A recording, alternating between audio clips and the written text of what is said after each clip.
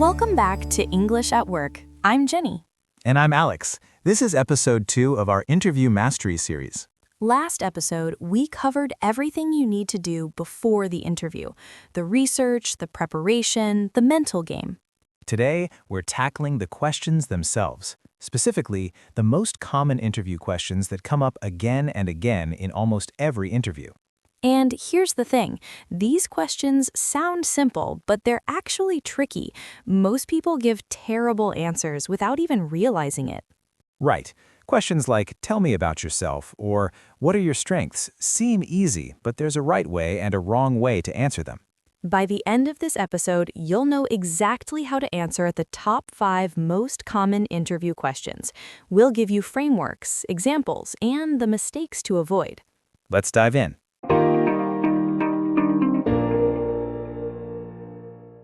Okay, Alex, let's start with the big one. Tell me about yourself. This is usually the very first question in almost every interview. And it's the one people mess up the most. I've heard people start talking about where they were born, their hobbies, their family. That's not what the interviewer wants to hear. So what do they want to hear? They want your professional story. Think of it as a movie trailer for your career. You're giving them the highlights that are relevant to this job. Can you give us a structure for this answer? Absolutely. I use what I call the present, past, future formula. Start with where you are now professionally, then briefly explain how you got here, then finish with why you're excited about this opportunity. Okay, break that down for me. Present first? Yes, start with your current role and what you do. I'm currently a marketing manager at TechCorp, where I lead a team of 5 people managing our social media and content strategy. Simple and clear. What about the past? This is where you connect the dots. I started my career in graphic design, which gave me a strong foundation in visual storytelling. After 3 years, I moved into marketing because I wanted to understand the strategy behind the visuals. I spent 2 years as a marketing coordinator before being promoted to manager. So you're showing progression, showing how your career has built up to where you are now. Exactly. And notice I kept it brief. This isn't your entire life story, just the relevant highlights. And the future part? This is where you connect to the job you're interviewing for. I'm really excited about this opportunity at your company because you're working in the healthcare space, which I'm passionate about, and the role would let me expand into digital strategy, which is the next step I'm looking for in my career.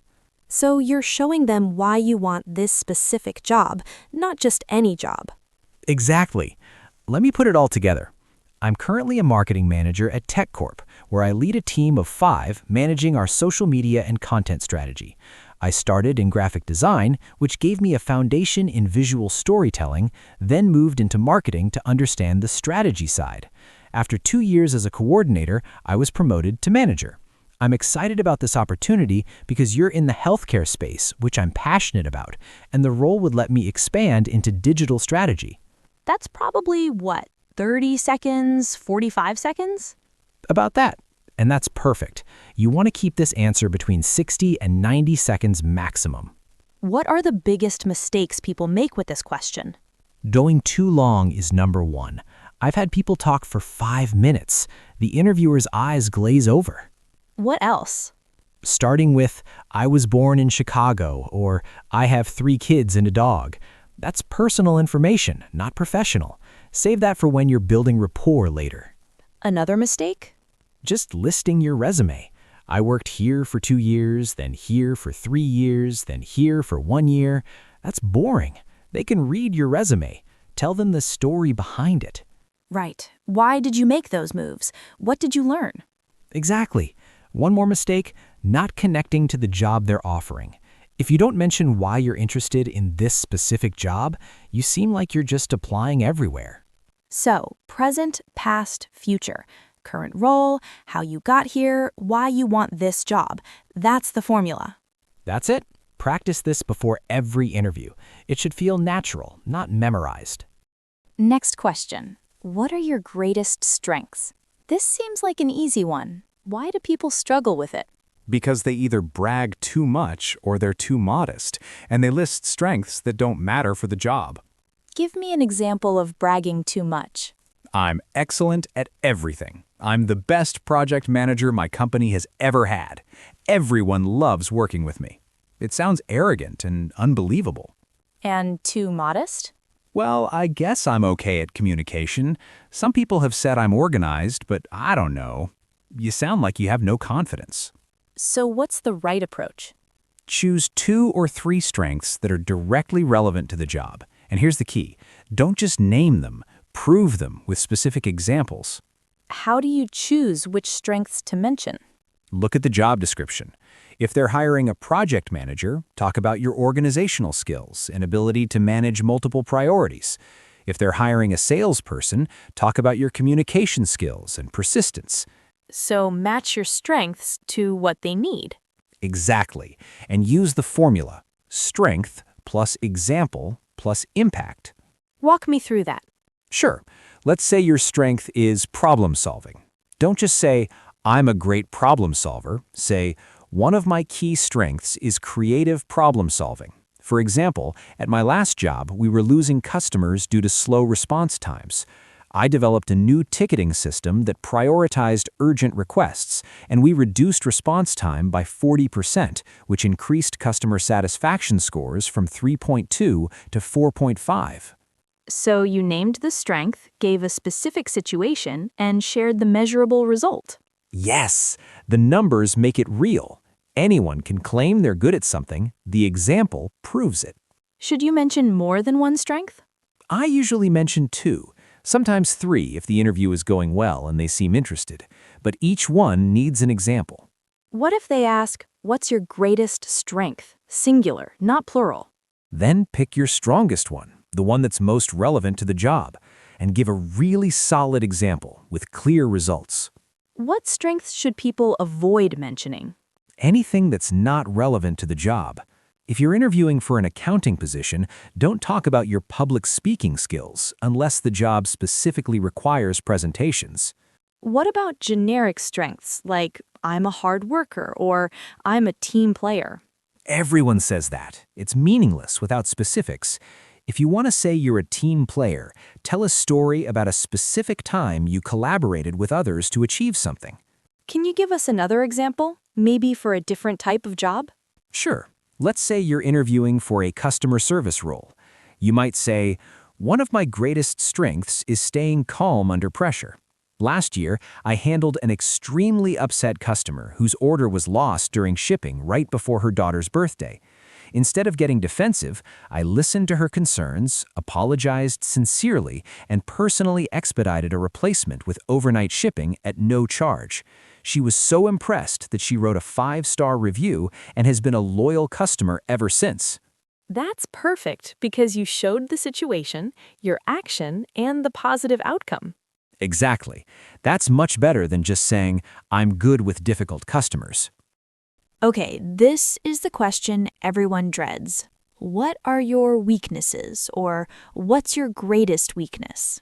Yes, and people hate this question because they think it's a trap. Is it a trap? Not really. The interviewer isn't trying to trick you. They want to see if you're self-aware and if you're actively working on improving yourself. So what's the worst way to answer this? The worst is saying, I don't have any weaknesses, or I'm a perfectionist, or I work too hard.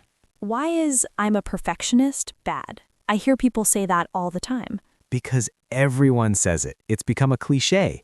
Plus, interviewers see right through it. You're trying to disguise a strength as a weakness. What about I work too hard? Same problem. It's not a real weakness, and it sounds like you're trying to show off. The interviewer will think you're not being genuine. So what should people say instead? Be honest, but strategic. Choose a real weakness that won't disqualify you from the job, and then, this is crucial, explain what you're doing to improve it. Can you give me the formula for this? Sure. Weakness plus context plus improvement plan. First, name the weakness. Second, give brief context about when or how this has been a challenge. Third, explain the concrete steps you're taking to get better. Give me an example. Okay, let's say you struggle with public speaking. I'd say my biggest weakness is public speaking, especially to large groups. Early in my career, I avoided presentations whenever possible. but I recognized this was holding me back, so I joined a Toastmasters group 2 years ago. I've been practicing regularly, and I've now delivered 3 major presentations to our department. I'm much more confident, though I still get nervous with audiences over 50 people. But I'm committed to continuing to improve. I like that because you're honest, you admit it's still a challenge, but you're showing tremendous growth. Exactly. You're self-aware, you took initiative to improve, and you're still working on it. That's what they want to see. What are some other good weaknesses to mention? It depends on the job, but some safe ones are difficulty with public speaking, tendency to take on too many projects, struggle with delegating, impatience with slow processes, or needing more experience with a specific technical skill. Why are those safe? Because they're real weaknesses, but they're also things you can improve with practice and awareness. They don't suggest you can't do the core job. What weaknesses should you absolutely never mention? Never mention anything that's essential to the job. If you're interviewing for a sales role, don't say you're bad with people. If you're interviewing for an accounting job, don't say you're bad with details. That makes sense. What else? Don't mention anything that suggests character flaws. Don't say you're always late, or you have a bad temper, or you don't get along with others, or you cut corners. Even if those things are true? Especially if they're true. Work on those privately, but don't mention them in an interview. Choose a different weakness. Can you give us another example with the formula, maybe for a different type of weakness? Sure. Let's say you struggle with delegation. I'd say one area I'm working on is delegation. I have a tendency to want to do things myself to ensure they're done right, which worked fine when I was an individual contributor. But now that I'm managing a team, I've realized this approach doesn't scale, and it actually prevents my team members from growing. So I've started using a delegation framework. I clearly define the desired outcome, provide the necessary resources, and set up check-in points rather than micromanaging every step. It's been challenging to let go, but I've seen great results. My team members are more engaged and developing new skills.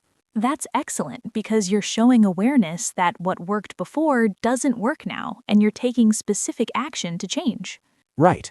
And notice I didn't just say, I'm working on it. I explained exactly how I'm working on it. That's the difference between a weak answer and a strong answer. One last thing on this question. How long should your answer be? Keep it to about 60 seconds. Don't dwell on it too long. Acknowledge the weakness, show what you're doing about it, and move on. You don't want to spend 5 minutes talking about your flaws. Alex, what is the next question we need to notice? Well, another common question is, why do you want this job? Or why are you interested in this position? This sounds straightforward, but I'm guessing there's more to it. Oh yes, this is where people often shoot themselves in the foot. How so? They focus entirely on what they'll get from the job, not what they'll bring to it. They say things like, I need a job closer to home, or the salary is good, or I want better benefits. And that's bad because the interviewer doesn't care about your commute or your benefits. They care about what you can do for them, for the company. You need to show that you want this specific job for specific reasons related to the work itself. So, what's the right approach? Connect your skills and interests to what the company needs. Show that you've done your research. Demonstrate genuine enthusiasm for the role and the company. Can you give us a framework? Yes, I call it the 3-part answer: the role, the company, the fit. Explain each part. First, talk about what excites you about the role itself. What will you be doing day to day that aligns with your skills and interests? Second, talk about the company, what they're doing, their mission, their culture, their recent achievements. Third, explain why you're a great fit, how your background makes you perfect for this specific opportunity. Give me an example. Sure. Let's say you're interviewing for a marketing position at a sustainable fashion company. You might say, I'm excited about this role for several reasons. First, the position focuses on digital marketing strategy, particularly social media campaigns, which is where I have 5 years of experience and where I've seen the most success in my career. Second, I really admire what your company is doing in sustainable fashion. I actually read your recent sustainability report, and I was impressed by your commitment to using recycled materials and ethical manufacturing. That aligns with my personal values. Finally, I think my background in both marketing and my previous work with eco-friendly brands makes me uniquely suited to help you reach your goal of increasing brand awareness among younger consumers. That hits all 3 points: the role, the company, and why you're a fit. Exactly. And notice how specific it is. I mentioned the sustainability report, the company's goals, specific aspects of the role. This isn't generic. You couldn't give this answer for any other job. That's a key point. Your answer should be customized for this specific job. Yes, if your answer could work for 10 different companies, it's too generic. What are other mistakes people make with this question? Some people focus only on their career advancement. This would be a great stepping stone for me, or this would look good on my resume. That makes it sound like you're just using them. What about mentioning compensation? Never mention salary or benefits in your answer to this question, even if that's part of your motivation, and of course it is. Everyone needs to pay their bills. That's not what you lead with. What if the honest answer is, I need a job, any job? I understand that situation, and many people have been there, but in the interview, you still need to find something genuine about this specific role or company that interests you. Do your research, find something you can be enthusiastic about, and lead with that. Because desperation isn't attractive to employers. Right. They want to hire people who want to be there, who are excited about the work, who will be engaged and motivated. One more thing, practice your answer to this question out loud before the interview. You want it to sound natural and enthusiastic, not like you're reading from a script. Good advice. Enthusiasm is contagious. If you sound excited, they'll get excited too. Okay, next question. Where do you see yourself in 5 years? I've always found this one kind of awkward. It is awkward, because honestly, who knows exactly where they'll be in 5 years? Life is unpredictable. So what are they really asking? They're trying to understand a few things. Are you ambitious? Do you have goals? Are you planning to stay at the company for a while, or will you leave after 6 months? And do your career goals align with what this company can offer? So they're checking if you're a flight risk. Partly, yes. If you say, I want to be a CEO, but you're applying for an entry-level position at a small company, they'll worry you'll get frustrated and leave quickly. What's the wrong way to answer this question? Saying, I don't know, or I haven't really thought about it, that makes you seem directionless. What else? Being too specific. I plan to be a senior director at a Fortune 500 company living in New York with 2 kids and a golden retriever. That's weird and overly detailed. What about saying, I want your job, or I want to be in your position? Some people say that to show ambition, but it can come across as threatening, especially if you're interviewing with the person who would be your direct manager. So what should you say? Focus on skills you want to develop and the kind of impact you want to have. Keep it somewhat general, but show you've thought about your growth. Give me an example. Sure.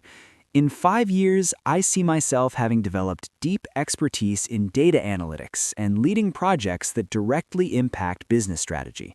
I'd love to be in a position where I'm mentoring junior team members and contributing to high-level decision-making. I'm looking for a company where I can grow into increasing responsibility over time. And from what I've learned about your organization, it seems like there are opportunities for that kind of development here. I like that because it's ambitious but realistic. You're showing you want to grow, but you're not saying you want to leapfrog 3 levels immediately. Exactly. And notice I brought it back to the company. I'm subtly saying, I want to grow here with you, not somewhere else. What if you genuinely don't know what you want to do in 5 years? That's okay. You can be honest about being open to different paths, but still show you have some direction.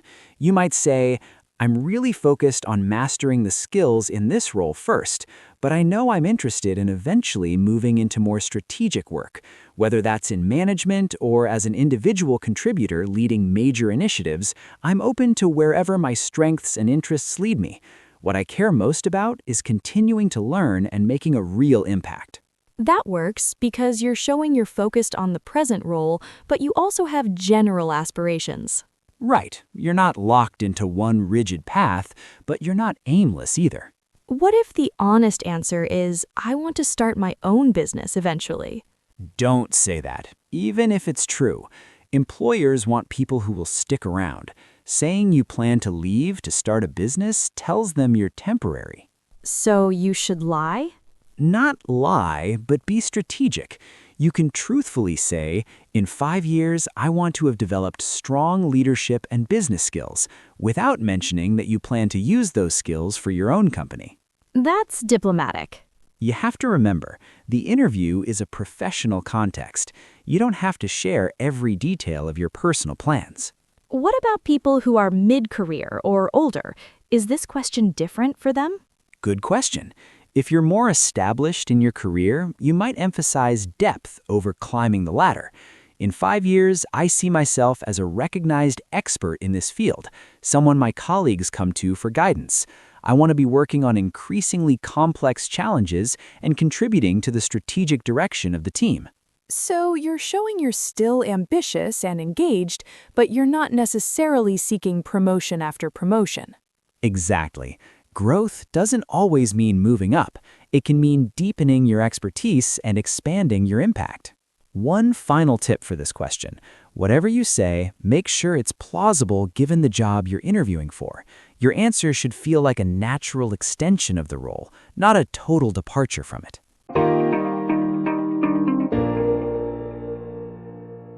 All right, let's recap the 5 questions we covered today. First, tell me about yourself. Use the present, past, future formula. Keep it to 60 to 90 seconds.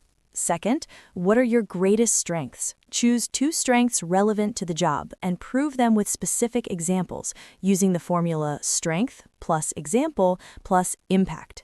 Third, what are your greatest weaknesses? Be honest but strategic. Use weakness plus context plus improvement plan. Show you're self-aware and actively working to improve. Fourth, why do you want this job? Connect your skills and interests to the role. Show you've researched the company. Explain why you're a great fit. And fifth, where do you see yourself in 5 years? Focus on skills you want to develop and impact you want to have. Be ambitious but realistic, connected back to the company. These 5 questions come up in almost every interview, so practice your answers before you go in. But don't memorize them word for word. You want to sound natural and conversational, not like a robot. Next episode, we're covering behavioral interview questions, those tell me about a time when questions that can really trip people up. We'll teach you the STAR method and give you strategies for handling even the toughest behavioral questions. Until then, this is Jenny And Alex from English at Work. Practice those answers and we'll see you next time.